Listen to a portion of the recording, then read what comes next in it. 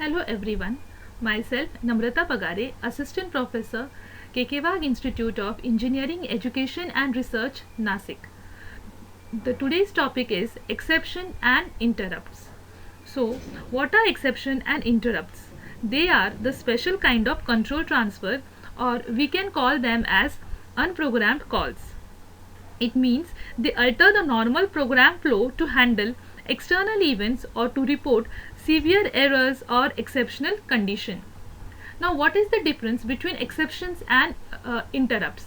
Many of you can consider both of them as same, but interrupts are asynchronous events, whereas exceptions are programmed events, or you can call them as synchronous events. It means interrupts can occur anywhere during the program execution, whereas the exception occurs only based on specific condition. So, before proceeding further, let's understand the objectives and outcome of this lecture. So, the first objective is to study the concept of exceptions and interrupts and to understand interrupt procedures and tasks. And after completion of this lecture, you will be able to identify and explain difference between exceptions and interrupts, as well as explain the working of interrupt procedures and tasks. Now, what are the sources of exceptions and interrupts? Based on that, interrupts are classified as maskable interrupts and non-maskable interrupts. So, what is maskable interrupts? These are the interrupts which cannot be ignored or disabled by the processor, and they are signaled through INTR pin of 80386DX processor. Non-maskable interrupts are which cannot be disabled or ignored by the processor. It means processor has to handle these interrupts, and these interrupts they are signaled through NMI pin. Now, exceptions, they are classified as processor detected and programmed. Where the processor detected, they are further classified as faults, traps and abort. And programmed exceptions, which are designed to occur on specific event only. The processor also considers them as software interrupts.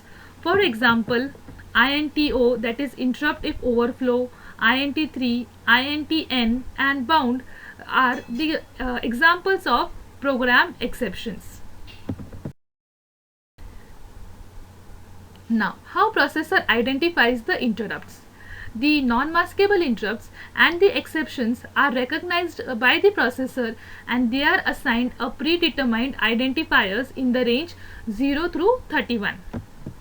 As you can see here, identifiers from 0 to 31, they are assigned by the processor.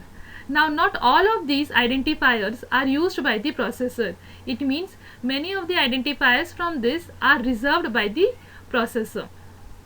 And the maskable interrupts, or the interrupts which are signaled through INTR pin, they are assigned the identifiers from 32 to 255. Now, let's see the categories of exceptions, which are fault, traps and aborts, which are classified based on the way they are reported and whether restart of the instruction that caused the exception is supported. So, let's see what is fault. Faults are the exceptions that are either detected before the instruction begins to execute or during the execution of the instruction. For example, divide by 0 exception. It means that if the divisor is 0, then this exception will be raised before the execution of instruction, before the execution of divide instruction, as we all know that a number cannot be divided by 0. Trap. A trap is an exception that is reported at the instruction boundary immediately after the instruction in which the exception was detected.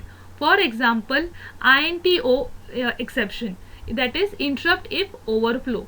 If the addition of two numbers results in overflow, then this kind of exception will be raised.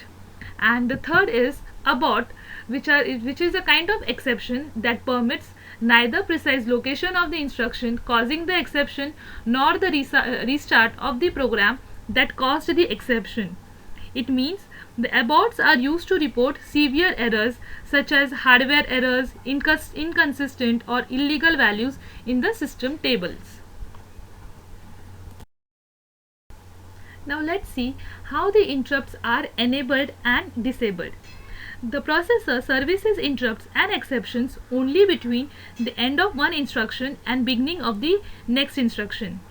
For example, when the repeat prefix is used to repeat a string instructions, then the interrupts and exceptions they may occur between the repetition. Thus, operations on long strings do not delay the interrupt responses. So, there are certain conditions and flag setting that cause the processor to inhibit certain interrupts and exceptions at instruction boundary. So, let's see how the interrupts are enabled and disabled. The first way is NMI mask further NMIs.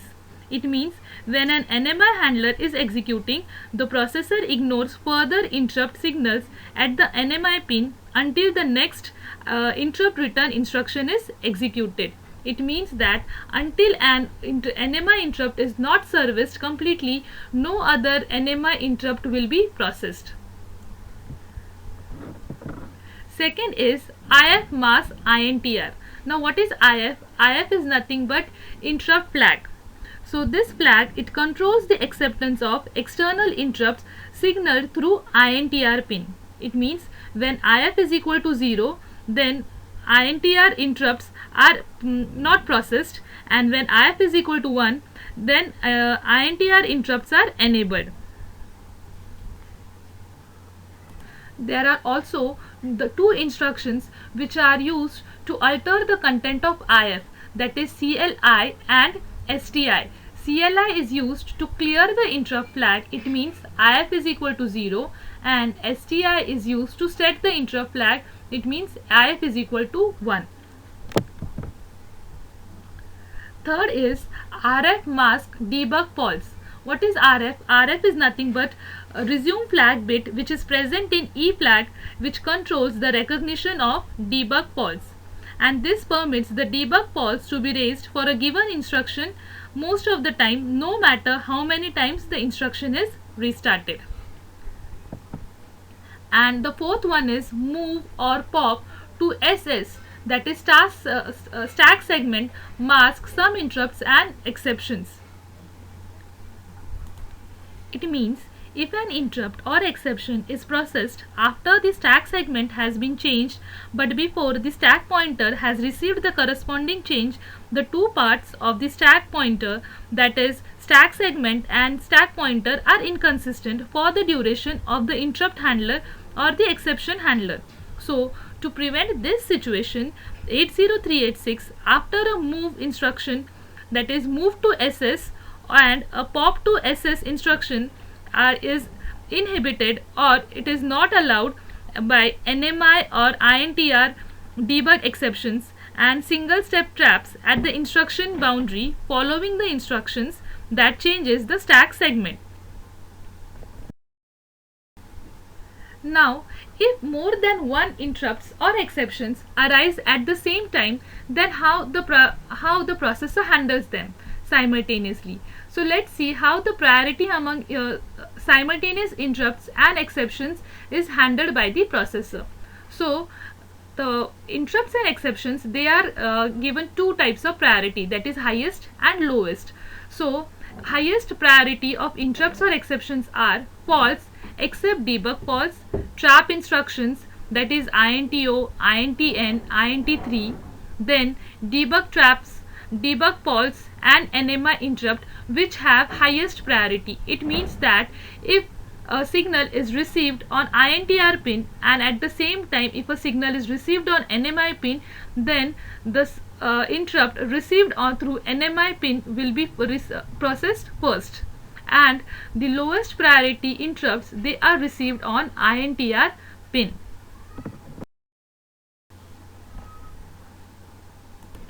Now let us understand what is interrupt procedures or interrupt task. Now just as call instruction can call either a procedure or a task, So an interrupt and or exception can call an interrupt handler that can be either a procedure or it can be a task. So when the processor is responding to these interrupts or exceptions, it uses an interrupt or exception identifier to index a descriptor in the IDT, that is interrupt descriptor table. If the processor indexes to an interrupt gate or a trap gate, then it invokes the handler in similar way as it is done by the call instruction to refer to the call gate. And if the processor finds a task gate, it causes a task switch in a manner similar to a call to a task gate. Now, as shown in the figure, that is interrupt vectoring for a processor. So an interrupt gate or a trap gate, it points indirectly to a procedure which will execute in the context of currently executing task, as we can see in the figure. So the selector of the gate points to an executable segment descriptor which can be either in GDT or in LDT. The offset field of the gate points to the beginning of the interrupt or exception handling procedure. And the 80386 invokes an interrupt or exception handling procedure in similar way as it does when the call instruction is executed.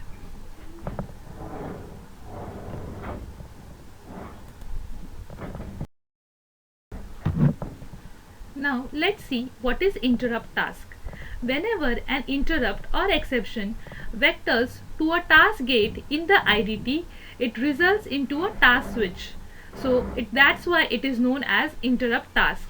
So a task gate in the IDT, it points to a task by using the selector of the gate which points to the TSS descriptor in the GDT, and the TSS descriptor, it points to the TSS.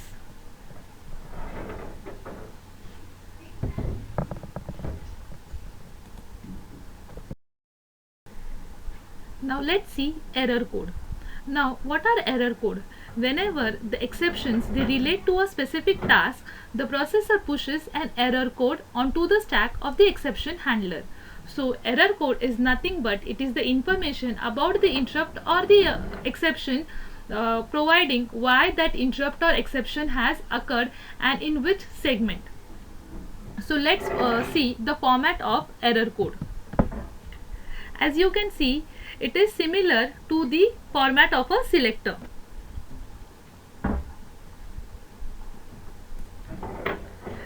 As I mentioned that it is similar to the selector, only the difference is instead of the RPL field of the selector, here there are two 1-bit fields, that is I and TI. So let's see the format. The bit number 0, that is EXT bit, which is set whenever an event external to the program is caused by the exception. Next is I bit. This I bit, that is the interrupt bit, or it is the index bit, it is set to 1 when the index portion of the error code refers to a gate descriptor in the IDT.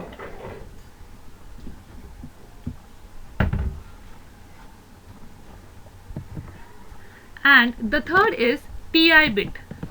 So the TI bit is based on the I bit. If the I bit is not set, then the TI bit indicates whether the error code refers to GDT or LDT, and the remaining 14 bits are the upper 14 bits of the segment selectors. So this was about error code. Thank you.